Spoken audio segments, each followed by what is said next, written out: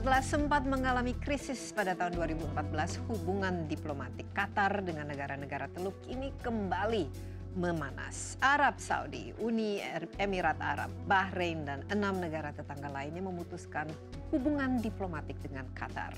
Karena Qatar dinilai melakukan langkah yang membahayakan keamanan kawasan Teluk.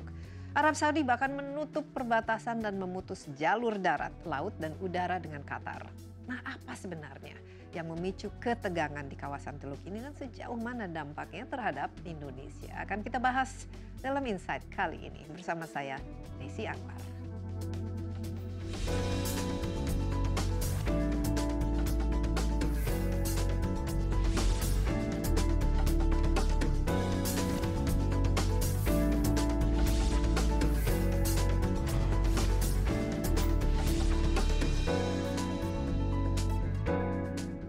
Kurang dari 48 jam sejak pemutusan hubungan diplomatik, Qatar diembargo oleh 3 negara tetangganya, yaitu Arab Saudi, Uni Emirat Arab, dan Bahrain. Langkah ini bahkan diikuti oleh 6 negara lainnya. Qatar diduga mendanai sejumlah kelompok teroris sehingga membahayakan stabilitas keamanan di Timur Tengah. Pada Senin 5 Juni lalu, Bahrain menyatakan pemutusan hubungan diplomatiknya dengan negara tetangganya, Qatar. 10 menit kemudian, kantor berita Arab Saudi menyatakan hal yang sama disusul oleh Arab Emirat Bersatu atau UAE dan Mesir. We want to see Qatar implement the promises it made a few years back with regard to its support for extremist groups, with regards to its hostile media, with regards to its interference in the affairs of other countries. And we have taken this step with great pain in order to make sure that Qatar understands that these policies are not acceptable and not sustainable and that they must change. Protes diplomatik terhadap Qatar oleh 3 negara ini bukanlah yang pertama kali terjadi. Pada tahun 2000, Abdullah bin Abdul Aziz Al Saud yang pada saat itu menjabat sebagai putra mahkota kerajaan Arab Saudi memboikot KTT Oki di Doha sebagai bentuk protes karena dibukanya kantor perdagangan Israel di ibu kota Qatar, Doha. Pada 2002, Arab Saudi menarik kembali duta besarnya untuk Qatar karena perselisihan atas pemberitaan Al Jazeera yang dinilai memojokkan kerajaan Arab Saudi, seperti penayangan debat tentang kebijakan kerajaan Arab Saudi atas situasi di Palestina dan penayangan video Usama bin Laden yang memprovokasi kemarahan Arab Saudi. Sehingga pada tahun 2003, Arab Saudi membuka kantor berita Al Arabiya untuk mengimbangi pemberitaan Al Jazeera. Ketegangan akibat pemberitaan Al Jazeera baru berakhir pada pertengahan 2007. Pada 2011, perselisihan antara negara Teluk kembali terjadi pada saat Arab Spring berlangsung.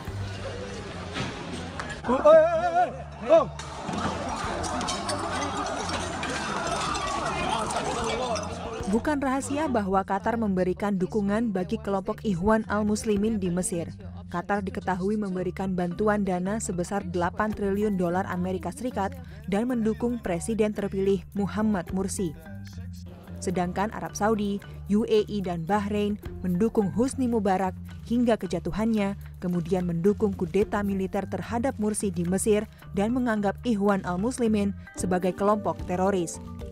Akibatnya pada 2014, Arab Saudi, UAE, dan Bahrain kembali menarik duta besar mereka dari Qatar karena pelanggaran GCC Security Agreement 2013. Jurnalis Al Jazeera diusir dan 9 lainnya ditahan oleh pemerintah Mesir.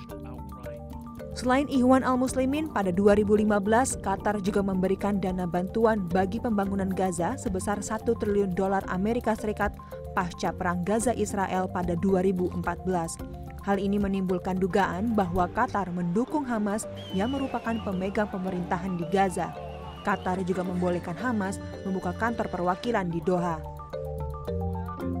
Selain Hamas, Taliban juga sempat membuka kantor perwakilannya di ibu kota Qatar, Doha. Walau diafiliasikan dengan terorisme, namun Emir Qatar sendiri memiliki pendapat yang berbeda atas kelompok-kelompok ini. We don't accept people funding terrorist groups. But as I said, there's differences between some countries of who are the terrorists and who are the maybe Islamist groups, but we don't consider them as terrorists. Such as? Such as groups in Syria, groups in Libya, groups in Egypt as well. Saat ini krisis diplomatik di Teluk Timur Tengah berada pada posisi paling genting. Selain menarik duta besarnya, Arab Saudi, UAE, dan Bahrain juga mengembargo Qatar. Akibat embargo ini, maskapai nasional Qatar Airways dilarang melalui wilayah udara ketiga negara. Perbatasan Arab Saudi dengan Qatar ditutup sehingga berdampak pada distribusi makanan ke Qatar. Dan kini UAE menerapkan hukuman maksimal 15 tahun penjara atau denda setara dengan 167.000 dolar Amerika Serikat bagi warganya yang mempertanyakan kebijakan kerajaan UAE ataupun memberikan simpati kepada rakyat Qatar. Dan hingga saat ini Al Jazeera masih diblokir di Arab Saudi. Mumtazah Cataningrat untuk CNN Indonesia. Presiden Joko Widodo menghubungi sejumlah pimpinan negara di Timur Tengah untuk mengetahui akar konflik yang terjadi antara Qatar dan negara Teluk lainnya. Indonesia ingin menjadi penengah dari ketegangan yang terjadi. Presiden Joko Widodo mengakui telah menghubungi Emir Qatar yaitu Sheikh Tamim, Presiden Turki Recep Tayyip Erdogan, dan sejumlah pimpinan negara Timur Tengah lainnya. Presiden ingin Indonesia menjadi penengah di tengah konflik yang terjadi di kawasan ini. Politik bebas aktif Indonesia jelas menegaskan untuk tidak memihak blok apapun. Sebagai sesama negara Muslim, Indonesia tentu berharap ketegangan di Timur Tengah dapat mereda dan tidak saling tuding satu sama lain. Saya belum bisa menyimpulkan problem besarnya apa, tetapi kami ingin Indonesia juga memiliki peran di dalam menyelesaikan konflik-konflik yang ada di Timur Tengah. Saya kira sudah puluhan tahun negara kita ingin membuat konsulat di Palestina, belum berhasil, tetapi alhamdulillah tahun kemarin kita sudah memiliki konsulat di Palestina. Iya, setelah yang berikut ini kita akan lanjutkan pembahasan mengenai krisis diplomatik Qatar bersama narasumber yang akan hadir di studio. Tetaplah bersama Insight.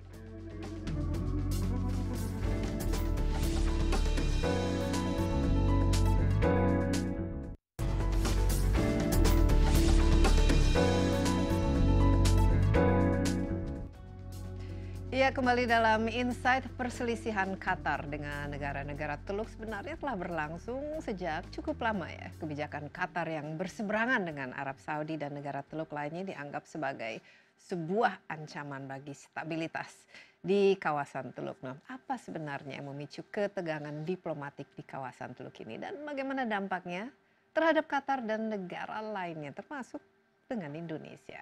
Kita akan membahasnya. Saya ditemani oleh Smith Al-Hadar, penasehat di Indonesian Society for Middle East Studies, dan juga Wijayanto Samirin, staf khusus Wapres bidang ekonomi dan keuangan. Pak Hadar dan juga Pak Wijayanto ya, panggil Pak Anto. Apa kabar ya? Ini kita melihat sekarang ini dunia memang berputar semakin aneh ya. Semakin hari tampaknya semakin aneh-aneh ya kejadian di dunia ini. Nah, yang terakhir ini di Timur Tengah, tiba-tiba Qatar yang merupakan negara kecil dikepung oleh, ada situ ada Saudi Arabia, ada Bahrain, ada Uni Emirat, tiba-tiba dimusuhin seolah-olah dikucilkan. Mungkin kita mulai dari kira-kira dari pandangan Anda Pak Hadar sebagai seorang pengamat, kenapa ini bisa terjadi? Kenapa sekarang walaupun memang dari dulu di daerah itu ya ada perbedaan pandangan dan lain sebagainya, tapi saat ini pertama kali betul-betul dikucilkan secara diplomatis oleh 6 negara. Jadi pemicunya Donald Trump, Presiden Amerika Serikat. Tetapi penyebab dari tindakan Arab Saudi, Mesir, Uni Emirat Arab dan Bahrain itu terkait dari 3 hal gitu. Yang pertama, kebijakan Qatar mendukung kelompok-kelompok Islamis. Ya, ini salah satu tuduhan ya. Iya, Ikhwanul Muslimin memang benar. Qatar tidak membantah atau Partai Ennahda di Tunisia.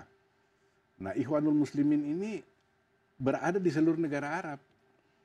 Dan ketika Arab Spring pecah itu, itu bukan cuma terjadi di Libya, Mesir, Yaman, dan Suriah, tapi juga di Arab Saudi, di Uni Emirat Arab, Oman, Mesir khusus. Bahrain dan Kuwait terjadinya. Cuma mereka mungkin meredam dengan cepat.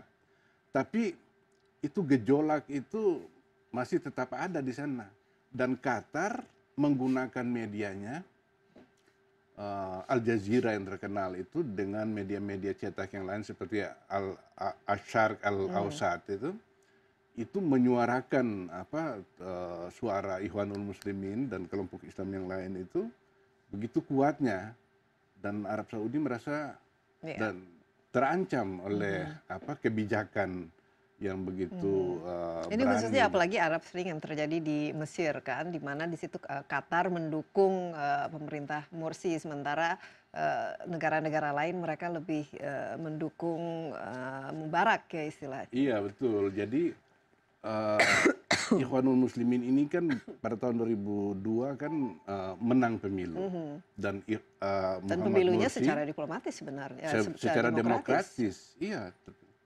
Tetapi kemudian karena ketakutan Uni Emirat Arab dan Mesir ini mendorong Jenderal Abdul Fattah al-Sisi itu untuk kudeta, dan dia melakukan itu.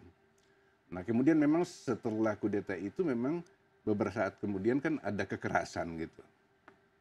Nah itu yang pertama ya. Ya tadi Pak Haidar mengatakan Donald Trump itu memicunya. Ini referensi terhadap kunjungan Donald Trump yang baru-baru ini dia lakukan ke negara-negara Teluk ya, di mana dia di situ tampak menari pedang dengan Raja Salman dan kawan-kawan, dan sebenarnya dia dalam kunjungan itu juga tampak berteman ya dengan Emir Qatar itu sendiri gitu.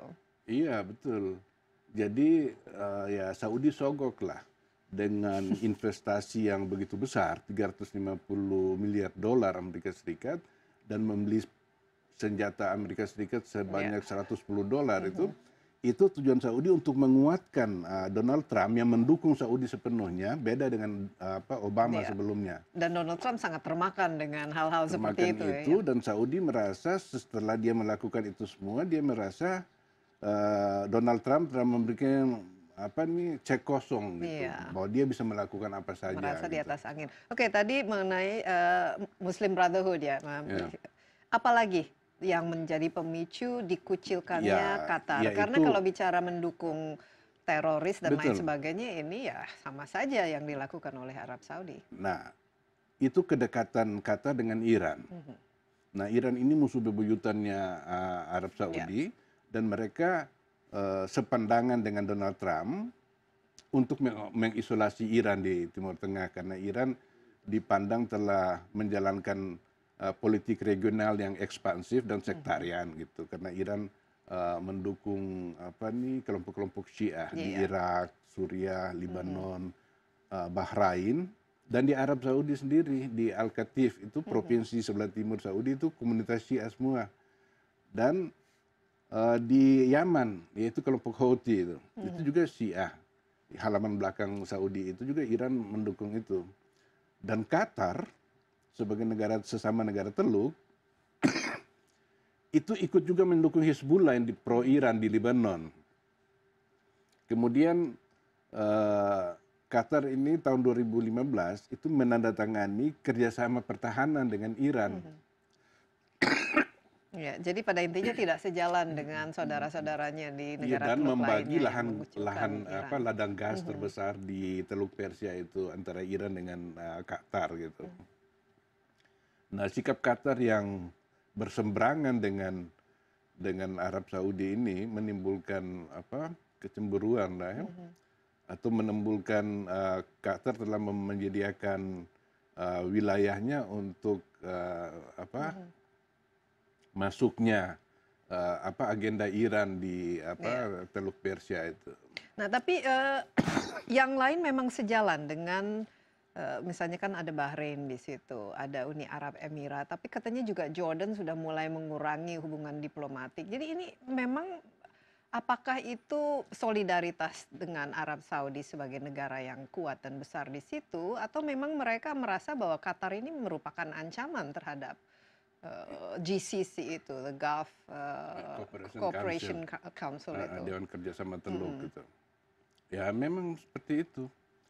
Jadi Bahrain sampai sekarang mulai tahun 2011 sampai sekarang itu menghadapi komunitas Syiah yang merupakan 70% dari penduduk Bahrain, dan Iran ikut mengipasi masyarakat ini. Sementara tahun 2011 itu Arab Saudi, Uni Emirat Arab, dan Qatar sebenarnya juga ikut mengirim tentara di Bahrain untuk meredam pemberontakan kelompok Syiah di sana. Cuma sampai sekarang ini gejolak itu masih belum berkurang, dan di saat Bahrain kesulitan, Qatar ini justru berhubungan baik dengan Iran, jadi solidaritas dengan. Jadi pada intinya Qatar dikecam, hubungan diplomatis diputus karena dianggap melenceng ya dari segi politik luar negerinya. Mungkin Anda, Pak Bung Wijayanto, melihat apa yang tadi ada yang Pak Hadar katakan yang menarik ya. Donald Trump sebenarnya yang memicu hal ini sehingga terjadi hubungan pemutusan diplomatis, walaupun mungkin sebelum-sebelumnya sudah ada gesekan-gesekan, tapi tidak sedrastis seperti ini. Setuju menurut Anda ini memang menurut saya pemicunya? Ada akumulasi permasalahan gitu ya. Kemudian ada pemicu di mana tadi seperti disampaikan bahwa Donald Trump memberikan semacam cek kosong, dan ini betul-betul dimanfaatkan oleh Arab Saudi untuk mengeksersis concern lamanya. Karena kita juga harus melihat Qatar ini adalah negara kecil yang kemudian secara politik itu mempunyai peran yang besar, ekspansif juga. Secara dan ekonomi, akhir-akhir ini juga secara ekonomi juga semakin secara ekonomi luar biasa. Kuat. Jadi ketika ada perubahan seperti itu, stabilitas kawasan pasti akan terpengaruh. Dalam konteks ini, power terbesar di Middle East kan selama ini adalah Arab Saudi. Dia mungkin merasa terganggu di situ. Mungkin ya dianggap bahwa ini siapa nih, negaranya sudah kecil dari jumlah populasinya, newcomer gitu, dan berani-beraninya gitu memiliki pandangan yang berbeda. Kita istirahat sebentar, tapi saya mau lanjutkan nanti pengaruh dari Donald Trump ini, apakah memang sebenarnya itu ya politik luar negeri Amerika Serikat juga. Nah ini yang mungkin dunia juga agak bingung ya memandangnya. Akibat krisis diplomatik, perekonomian dan perdagangan di Qatar juga nyaris lumpuh. Nah, mampukah Qatar bangkit tanpa bantuan Arab Saudi dan sekutunya? Tetaplah bersama Insight.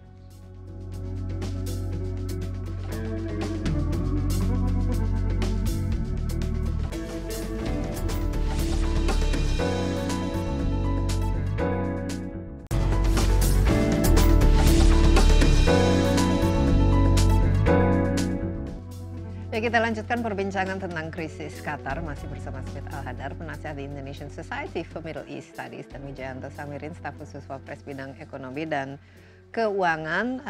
Bung Wijayanto, ini tadi menarik ya, Donald Trump sebagai pemicunya, tapi seperti kita lihat di Qatar justru di situ adalah basis militernya Amerika Serikat. Nah, sehingga kalau Donald Trump sendiri, dia kan sempat meng-tweet bahwa wah ini dia mengambil inilah semacam kredit bagi kehadirannya di Timur Tengah, bahwa ini buah dari kunjungan Donald Trump ke Timur Tengah bagi negara-negara itu untuk memerangi terorisme, dan dia menunjuk Qatar memang sebagai pihak yang bersalah. Ini menurut Anda bagaimana? Ini kan agak aneh, padahal Menteri Luar Negerinya mengatakan loh, Qatar itu teman baik dengan Amerika Serikat. Kita punya basis militer di situ, punya tentara di situ. Ya. Jadi ini menunjukkan bahwa Trump sangat serius dengan janjinya American First. Jadi apapun itu yang penting adalah ada benefit bagi Amerika. Kita lihat di balik itu semua adalah begitu besarnya deal yang disepakati antara Raja Salman dengan Donald Trump. Ya, dealnya tapi lebih merupakan deal transaksi ya, membeli senjata dan lain sebagainya. Ya. Betul, tetapi apapun sifat deal itu, ini merupakan stimulus bagi ekonomi Amerika. Apalagi Amerika sekarang belum bangkit dari keterpurukan akibat trade deficit yang begitu besar. Ekspor senjata merupakan ekspor yang sangat penting bagi Amerika. Jadi dalam konteks ini kita tidak boleh menganggap enteng janji Trump bahwa American First itu hanya janji kampanye, karena terbukti di Eropa, di Asia, dan sekarang di Timur Tengah, Trump mengeksersis janji tersebut.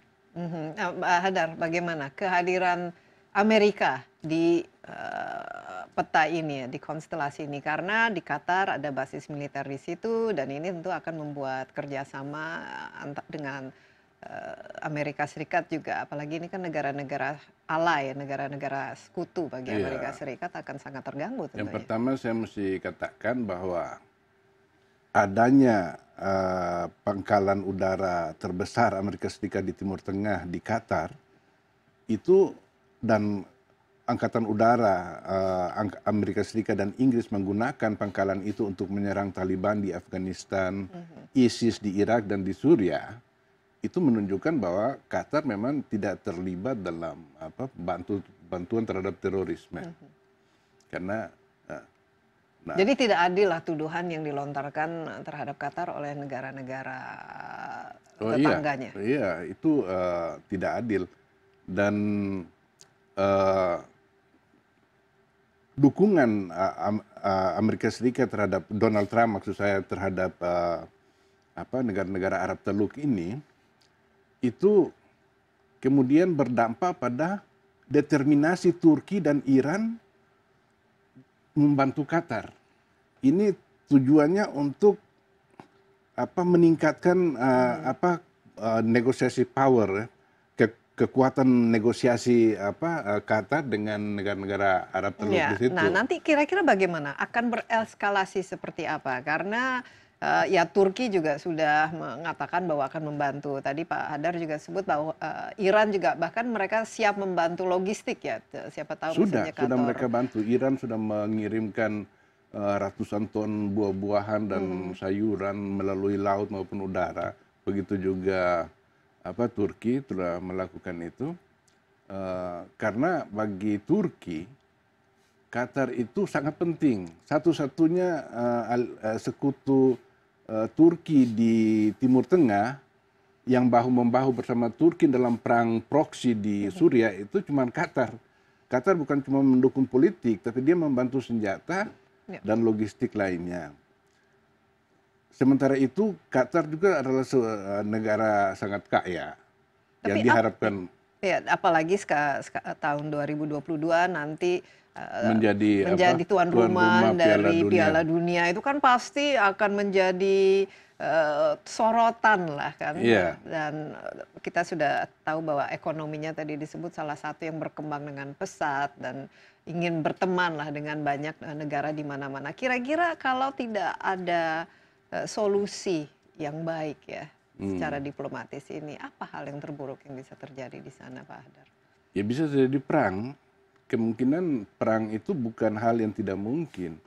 Karena 10 tuntutan Saudi itu terlalu berat untuk dilaksanakan oleh Qatar. Seperti menutup Al Jazeera, mengusir Hamas dari Qatar, menghentikan hubungan dengan Iran, kemudian mengubah politiknya regionalnya Qatar itu sesuatu penghinaan gitu. Yang apabila dia tunduk, bahkan emir itu dipertanyakan legitimasinya dalam negeri gitu. Iya. Nah, Emir Qatar sendiri mengatakan bahwa kan ada tuduhan-tuduhan itu tidak ada, dia mengatakan tidak ada dasarnya dan juga katanya sempat dihack ininya, websitenya atau kata-kata yang akhirnya memelintir lah ucapan dia. Apakah ini menurut Qatar Anda? sudah bantah, tetapi tidak dipercaya, dan untuk bisa lebih dipercaya Qatar menghubungi FBI Amerika Serikat, dan FBI mengatakan bahwa yang terlibat ini adalah orang-orang Rusia dalam hack ini. Tetapi pemerintah Rusia tidak terlibat. Nah,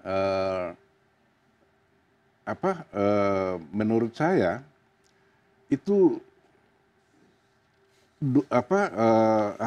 tuduhan bahwa Qatar mendukung Ikhwanul Muslimin itu, misalnya Partai Islah di Yaman itu didukung oleh Arab Saudi dan Uni Emirat Arab, Ikhwanul Muslimin di Yaman gitu. Jadi sangat subjektif.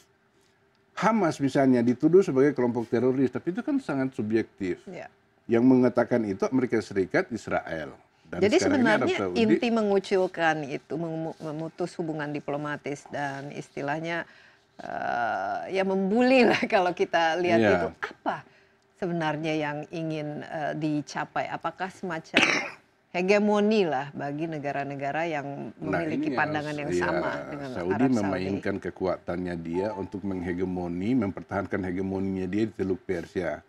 Dan Qatar ini kok nakal gitu, mau menantang hegemoni Arab Saudi di Teluk Persia itu. Tapi ini justru karena kecilnya Qatar itu yang membuat dia kemudian menjalankan politik global untuk menanamkan banyak pengaruhnya di regional maupun internasional. Karena Qatar itu dijepit oleh Bahrain di utara, Uni Emirat Arab di selatan, dan Saudi di barat gitu. Iya, betul-betul dikepung ya. Dia merasa dikepung dan itu dia perlu mencari teman di mana-mana untuk survivalnya dia, kelangsungan hidupnya dia. Gitu. Dia tidak bisa memiliki musuh ya oleh sebab apalagi itu Saudi dalam sejarah itu pernah menduduki Qatar gitu. Iya, jadi mungkin ada semacam kompetisi juga ya antara mereka. Bung Wijayanto, bagaimana melihat ini? Ini kan sudah ada pengaruhnya terhadap ekonomi Qatar, Anda melihat, dan stock marketnya, sahamnya yang berkaitan dengan Qatar juga sudah mulai turun. Bagaimana Anda melihat ini? Berapa lama kira-kira sih sebuah negara bisa dikucilkan oleh negara tetangganya? Jadi untuk kasus Qatar ini ya, kita melihat sebenarnya market masih yakin bahwa Qatar ini akan segera ada solusi cepat. Ini terlihat dari beberapa parameter. Misalnya currency Qatar itu hanya mengalami depresiasi kira-kira kurang dari 1% akibat blokade ini. Yang kedua, kita melihat pasar modal. Memang intraday sempat turun 8%, kemudian ditutup hanya turun 2,5%. Nah, kalau kita lihat sejak krisis ini terjadi hingga sekarang hanya turun 1,5%. Kemudian harga minyak malah turun. Harga gas hanya naik 0,3%. Artinya dunia ini masih berkeyakinan ini akan ada solusi damai. Begitu. Nah, kalau memang terjadi eskalasi, kemudian ada konflik terbuka, dampaknya bisa luar biasa. Karena kita tahu minyak, gas yang bersirkulasi lewat kawasan itu sangat dominan. Tapi seberapa besar sebenarnya pengaruh, ini kan negara yang para produsen minyak dan para anggota OPEC ya, ini ada pengaruhnya tidak kepemilikan minyak dan gas di wilayah itu? Apakah ini salah satu yang menjadi pemicu juga atau tidak terlalu Anda melihat? Jadi begini, saya ingin menambahkan satu hal tadi. Kenapa Qatar ini sangat ingin berdamai dengan Iran? Karena memang dua-duanya adalah produsen natural gas dan reserve mereka itu sama. Jadi mereka itu sebenarnya sedang menyedot gas dari sumber yang sama. Dan bagi Qatar, oil and gas itu sekitar 60% ekonomi dan 85% ekspor. Jadi ini pilihan yang sangat-sangat sulit untuk melepas Iran. Nah, tadi ditanya, kalau di blokade seperti ini, Qatar akan bertahan berapa lama? Kita lihat kalau parameter keuangan, Qatar itu sangat solid. Hutangnya tidak begitu banyak, hanya 30% GDP. Hutang luar negerinya juga tidak begitu banyak, hanya 85% GDP. Punya reserve yang luar biasa, punya investasi lewat Qatar Investment Authority ke berbagai negara sebanyak 4.000 triliun. Kemudian mereka hanya tergantung barangkali import pangan dan lain-lain yang selama ini lewat Arab Saudi. Jadi pada intinya nafas masih cukup panjang sangat ya bagi sebuah negara kecil seperti Qatar, tapi yang temannya juga kelihatannya semakin banyak pula. Kita break sebentar, tapi kita akan melanjutkan setelah yang berikut ini, ya apa saja usaha Qatar agar dapat bertahan di tengah krisis yang melanda negaranya. Insight akan segera kembali.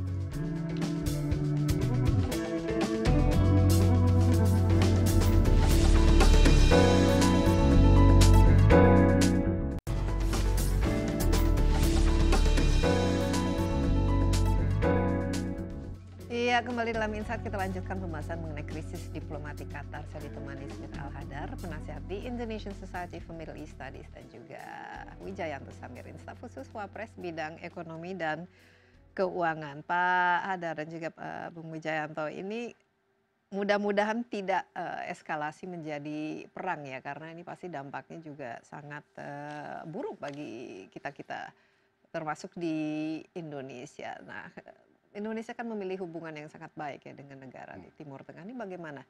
Apa yang perlu dilakukan untuk paling tidak menyumbang terhadap perdamaian di sana? Yang saya ketahui Presiden Jokowi juga dia ingin ya Indonesia itu terlibat karena ya ini adalah negara-negara yang kita anggap negara sahabat kan. Iya. Bahkan di sehari setelah konflik krisis itu terjadi, Menteri Luar Negeri kita Ibu Retno itu telah melakukan kontak-kontak dengan pihak-pihak yang terlibat dalam konflik itu. Cuma saya melihat belum maksimal. Ya. Nah, padahal posisi Indonesia cukup strategis, negara Islam terbesar di dunia dan dipercaya di kawasan itu untuk memainkan perannya. Ya. Apalagi King Salman juga baru-baru ini berkunjung ke Indonesia. Nah, ini kan harusnya ada pengaruh yang bisa apalagi kita ini punya ya. kepentingan di Qatar kan. Ya.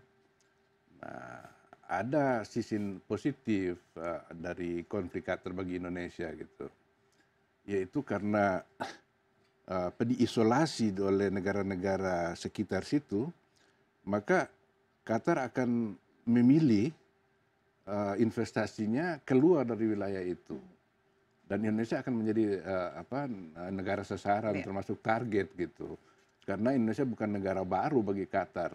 Dia sudah punya investasi yang cukup besar di Indonesia ini. Tapi Pak Hadar, apakah Qatar bisa survive, bisa hidup tanpa dukungan ataupun kerjasama dengan negara-negara Teluk yang lain dalam GCC ini? Bisa. Bisa ya? Bisa, karena yang tadi dikatakan oleh Bung Wijayanto, dia masih mempunyai akses laut yang terbebas dari blokade. Dan Iran yang mendapat keuntungan paling besar dalam krisis ini membuka teritori udaranya untuk dipakai Qatar, dan Qatar sudah menggunakannya. Dan Turki juga Airways. Kalau ada bantuan dari segi keamanan dan itu bisa saja Turki memberikan dukungan. Nah kita tadi untuk keuntungan di Qatar itu tadi saya ngobrol dengan Pak Wija tadi, itu orang-orang Mesir mungkin akan terusir dari sana. Untuk sementara Qatar akan pertahankan keadaan, tapi kalau genting dia akan mengusir sekitar 300.000 tenaga kerja Mesir, dan itu bisa diisi oleh tenaga kerja kita gitu. Ini jumlah ini cukup jadi kita besar, bisa gitu. Mendapatkan keuntungan ya dari krisis ini, yang ada di situ. Tapi Pak Hadar, ini sebenarnya kan krisis bukan sesuatu yang diinginkan siapa-siapa saja, apalagi di situ ada Rusia juga dibawa-bawa, ada kehadiran Turki, sementara kan ada kepentingan-kepentingan lain yang seperti kita katakan tadi Iran, dan Iran itu mungkin dianggap oleh Amerika Serikat sebagai negara musuh. Kira-kira nanti kalau terjadi perang dan lain sebagainya, itu konstelasinya seperti apa bentuknya? Ya, konstelasi ini sekarang berubah di Timur Tengah. Tadinya ada terjadi 3 konstelasi di sana, yaitu Arab Saudi dengan negara Arab Teluk, juga mereka bersahabat dengan Israel. Kemudian ada Iran yang beraliansi dengan Irak, Suriah, Lebanon, dan kelompok-kelompok Syiah di kawasan. Jadi lebih jelas garis antara Sunni dan Syiahnya itu jelas ya. Dan kelompok terakhir adalah Turki yang beraliansi dengan Qatar. Tapi dengan munculnya krisis ini, itu Turki, Qatar sudah bergabung dengan Iran, jadi konstelasinya berubah gitu. Bukan hanya sebatas Syiah, Sunni, ada demarkasi yang jelas, tapi sekarang sudah campur baur. Nah ini nanti ke depan akan seperti apa, lagi di situ kan ada Israel. Nah, posisi Israel itu nanti seperti bagaimana? Israel juga mendapat keuntungan paling besar di sini, karena penetapan Hamas dan Hizbullah sebagai kelompok teroris yang selama ini menjadi negara yang bermasalah, kelompok yang bermasalah bagi Israel. Ini Israel menarik keuntungan yang paling besar, karena bukan cuma Israel yang menuduh kelompok ini sebagai teroris, tapi Mesir dan Saudi dan Uni Emirat Arab bahkan Bahrain juga ikut, sehingga bagi Israel ini mendapat justifikasi bagi upaya-upaya penyerangan terhadap mereka ini. Nah, tapi kembali ke Donald Trump itu dan Amerika Serikat, apakah Donald Trump itu sejalan dengan kebijakan luar negeri yang dimiliki oleh Amerika Serikat saat ini kan, yang menganggap bahwa itu adalah daerah sekutu, temannya dan lain sebagainya, tapi nanti ikut misalnya mengucilkan Qatar karena dianggap negara yang mensponsor teroris. Amerika Serikat ini mendua dalam soal Qatar ini. Kalau Pentagon dengan Departemen Luar Negeri Amerika Serikat itu mengupayakan rekonsiliasi antara Qatar dengan mengingat apabila terjadi sesuatu dengan Qatar, hubungan memburuk dengan Qatar, maka janji-janji kampanye Donald Trump untuk tidak ikut campur dengan untuk menghantam ISIS itu terganggu.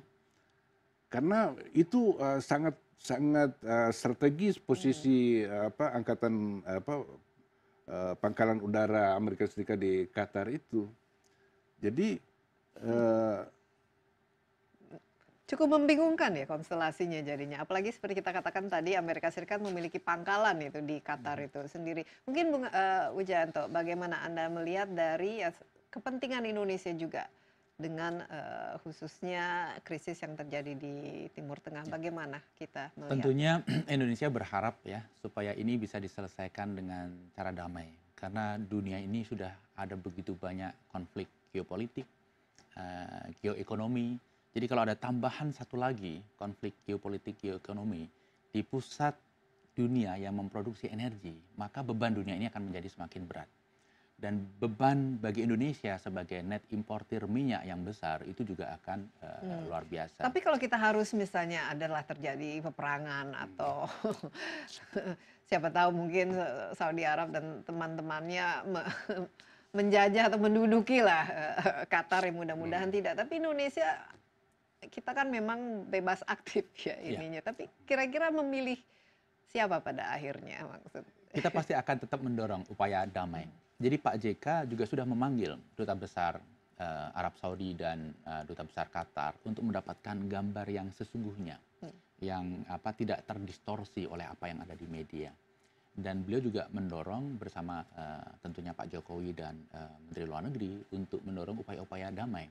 Seperti yang tadi disampaikan, Indonesia dalam posisi yang netral, punya hubungan baik dengan kedua belah pihak, dengan Arab bagus, dengan Qatar. Investasi Qatar di Indonesia luar biasa besar saat ini, dan hubungan dagang juga berkembang pesat akhir-akhir ini. Jadi posisi Indonesia itu beyond politik sebenarnya. Iya, dan harusnya juga pengaruh kita lebih besar lagi, apalagi kita negara yang memang cukup dihormati ya oleh teman-teman di Timur Tengah. Kita break sebentar Pak Hadar dan Bung Wijayanto. Setelah ini kita akan lanjutkan pembahasan mengenai peran Indonesia ya dalam rekonsiliasi krisis Qatar. Tetaplah bersama Insight.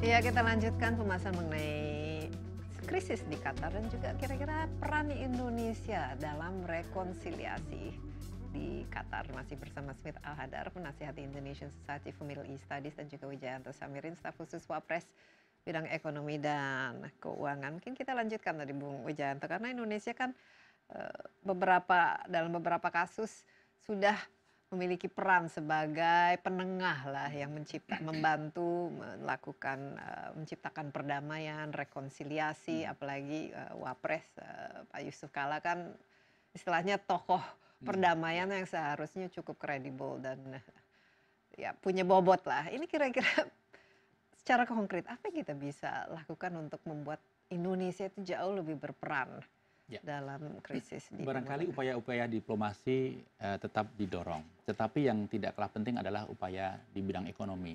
Kita tahu Qatar, sahabat kita, dalam waktu dekat barangkali akan membutuhkan beberapa komoditi, pangan dan lain sebagainya. Kita mungkin bisa mensuplai. Yang kedua, seperti yang tadi disinggung oleh Pak Smith, barangkali 300.000 migran dari Mesir harus kembali karena konflik ini. Kita bisa mengirim lebih banyak tenaga kerja untuk mengisi peluang itu. Ini membantu Qatar sekaligus juga membantu ekonomi dalam negeri. terkait dengan upaya-upaya diplomatik ini memang sedang digagas dan Pak Wakil Presiden sangat passionate untuk bisa ikut membantu dalam konteks ini. Beliau sangat dekat dengan Raja Salman, juga cukup dekat dengan tapi tampaknya Raja Salman lebih dekat dengan Donald Trump ya kalau.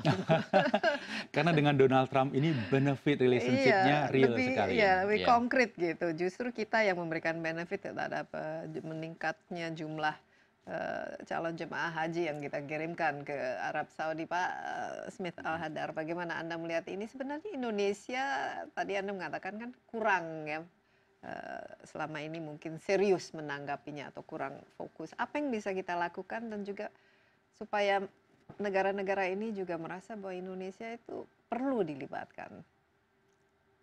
Iya, Indonesia memang kurang berperan di Timur Tengah ya. Itu mungkin juga karena kurangnya keterlibatan kita dalam masalah-masalah politik itu di Timur Tengah. Sehingga hubungan kita dengan negara-negara Arab, Iran, dan Turki itu sangat baik gitu. Tetapi dalam menyelesaikan isu-isu di Timur Tengah, mereka tidak melihat Indonesia gitu, lebih kepada Turki, Amerika Serikat, Mesir yang dan juga sedapat mungkin Iran yang kenapa kita mungkin dianggap kurang berbobot sebagai negara atau kurang memiliki peran yang penting gitu. Padahal kan kita ya biasanya kan ini negara, kalau kita bicara Timur Tengah kita selalu ini negara sesama Muslim dan lain sebagainya. Tapi tampaknya mereka kiblatnya jauh lebih terhadap Amerika Serikat atau Eropa ya, bukan ke teman-teman di Nusantara. Iya, karena Indonesia jauh, lalu seperti saya bilang itu kurang intensnya Indonesia dalam isu-isu Timur Tengah, keterlibatannya itu. Paling Indonesia ikut misalnya kalau ada KTT, Organisasi Kerjasama Islam, Indonesia muncul di situ.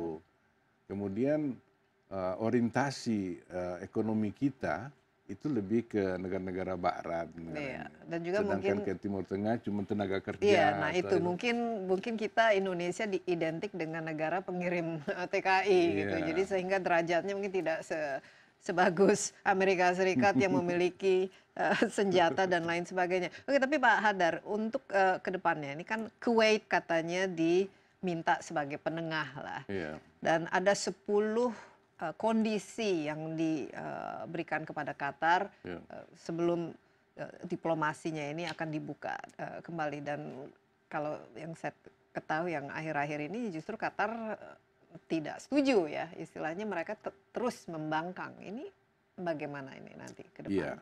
Jadi sepanjang Donald Trump memberi dukungan tanpa reserve kepada Arab Saudi, itu kemungkinan perang itu bisa terjadi.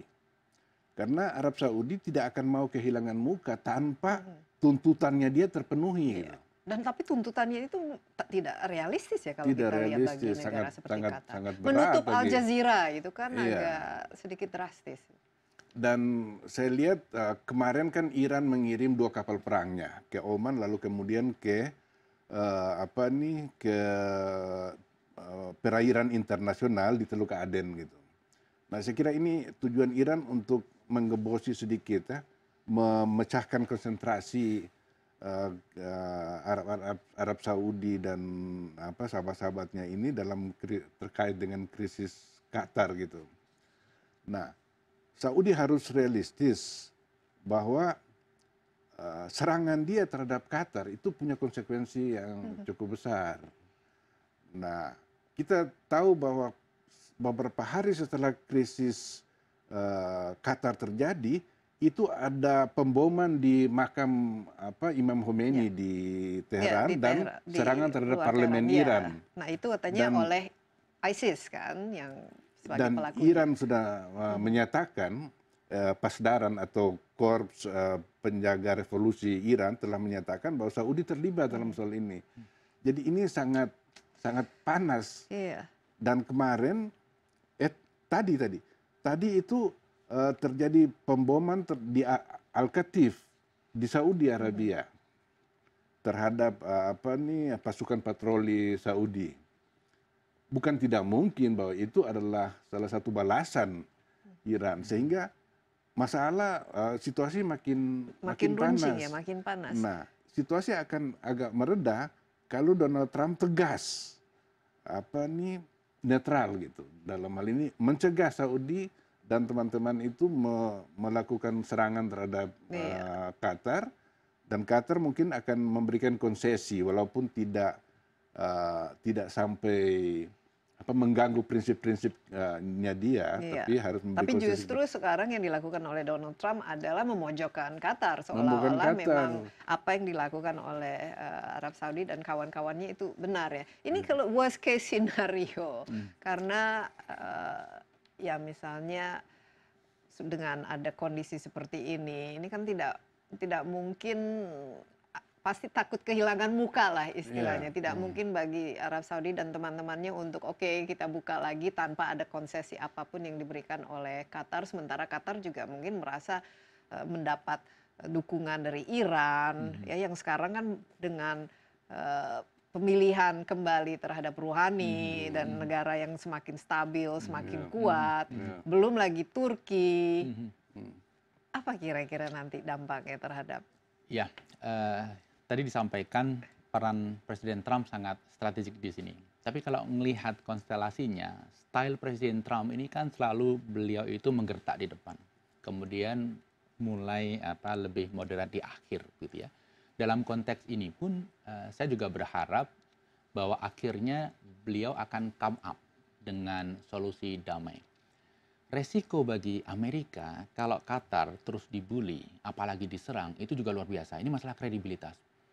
Bayangkan suatu negara di mana menyediakan dirinya sebagai military base terbesar di kawasan, banyak membantu dalam beberapa case Afghanistan, Syria, Irak, dan lain sebagainya, kemudian dilepas begitu saja untuk jatuh.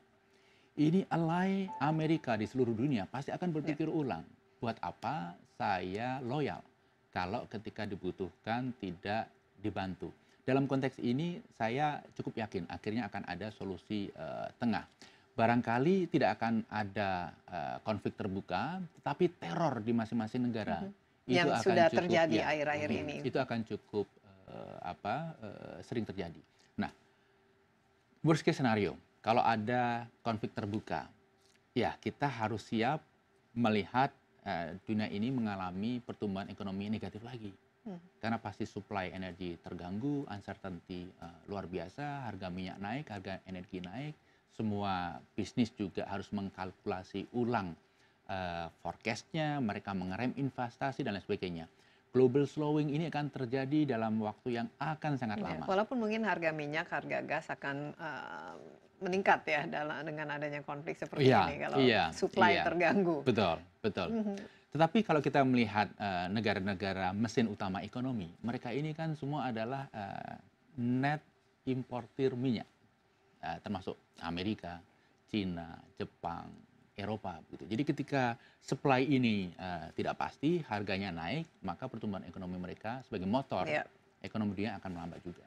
Pak Smith Al-Hadar, worst case scenario dan juga posisi atau peran taruhlah PBB atau sekarang Uni Eropa akan seperti apa nanti? Apakah ada semacam harus memilih teman, memilih pihak atau bagaimana dalam penyelesaian? Saya lihat posisi yang diambil Uni Eropa cukup bijaksana.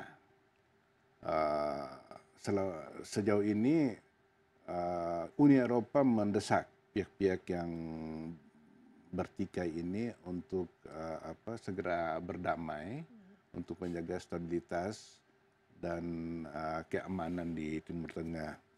Dan saya kira sebenarnya terpilihnya Rouhani yang kedua kali di Iran itu sebenarnya peluang untuk menciptakan perdamaian di Timur Tengah, karena Rouhani akan melakukan politik detente di negara-negara Teluk dan membuka diri bagi hubungan yang lebih baik dengan negara Eropa, bahkan dengan Amerika Serikat. Hanya Amerika Serikat, apalagi dengan kunjungan Trump, jelas-jelas justru memojokkan posisi Iran dengan seolah-olah memilih bahwa yang menjadi musuh itu sekarang selain Korea Utara itu adalah Iran. Ini kan tidak kondusif terhadap hubungan baik antar negara-negara itu. Memang aneh kebijakan Donald Trump ini terhadap Iran. Padahal sangat melatar belakangi kebijakan Obama kan.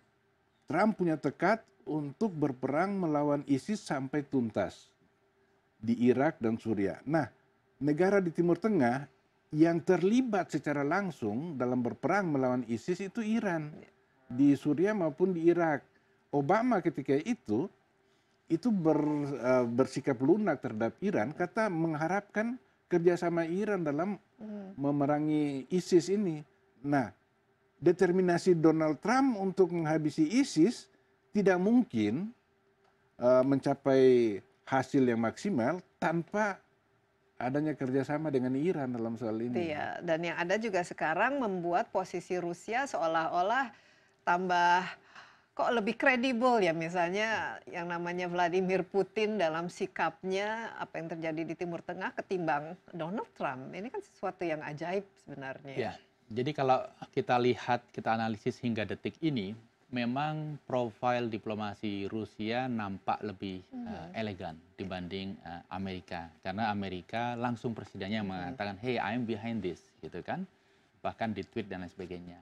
Sementara Rusia di saat yang bersamaan mengirim Menteri Luar Negerinya ketemu dengan Menteri Luar Negeri Qatar, mencoba mencari solusi damai begitu. Jadi ini fakta yang terjadi hingga detik ini.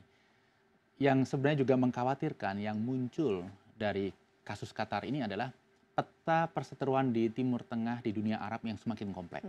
Tadinya frontnya terkait tentang Iran, Syiah, tentang ISIS, tentang Syria, tentang Palestina, tentang Mesir, dan tentang pengungsi dan lain sebagainya. Sekarang muncul lagi tentang Qatar. Jadi ini variabel ini semakin rumit. Iya, dan kita di Indonesia mungkin hanya bisa melihat, berdoa supaya tidak lebih parah lagi, tapi kita harus tetap kepada kebijakan luar negeri kita ya, yang bebas, aktif, non-blok, tidak pilih-pilih. Ini mungkin menurut Anda itu jadi bisa kita juga tidak bisa menyalahkan kenapa Indonesia tidak bisa begitu berperan di Timur Tengah.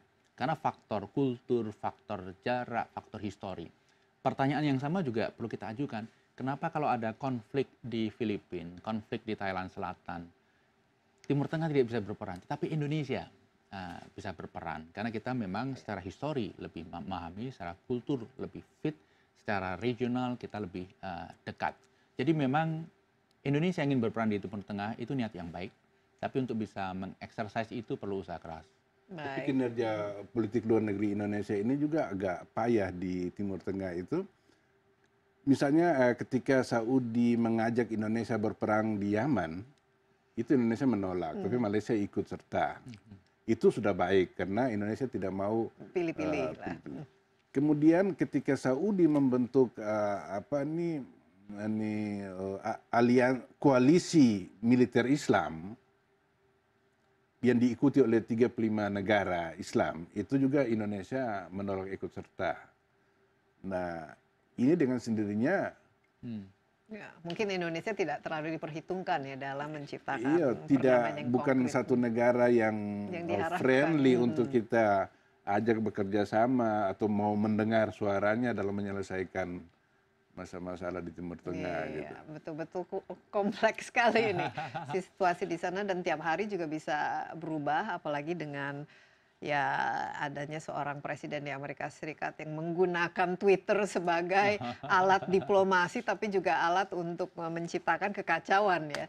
Terima kasih banyak Pak Bung Wijayanto dan juga Pak Smith Al-Hadar. Kita ikuti terus perkembangan yang berada di Timur Tengah dengan harap-harap cemas. Semoga perdamaian dan solusi diplomatis bisa dicapai. Setiap kebijakan luar negeri yang dijalankan oleh sebuah negara tentu akan berpengaruh terhadap stabilitas politik di kawasannya. Terlepas dari benar tidaknya dugaan terhadap Qatar, sanksi telah dijatuhkan oleh 9 negara di kawasan Teluk berupa pemutusan hubungan diplomatik hingga penutupan perbatasan. Sebagai negara yang berdaulat di kawasan Teluk, kebijakan luar negeri Qatar pun tentu akan berdampak terhadap stabilitas politik serta keamanan, baik di tingkat regional maupun global. Indonesia yang memiliki politik luar negeri bebas aktif harus mampu bersikap netral, tapi lebih penting lagi mendorong penyelesaian konflik secara damai melalui upaya rekonsiliasi. Demikian My Insight kali ini. Jangan lupa saksikan kembali Insight besok bersama saya Desi Anwar. Sampai jumpa dan bye-bye.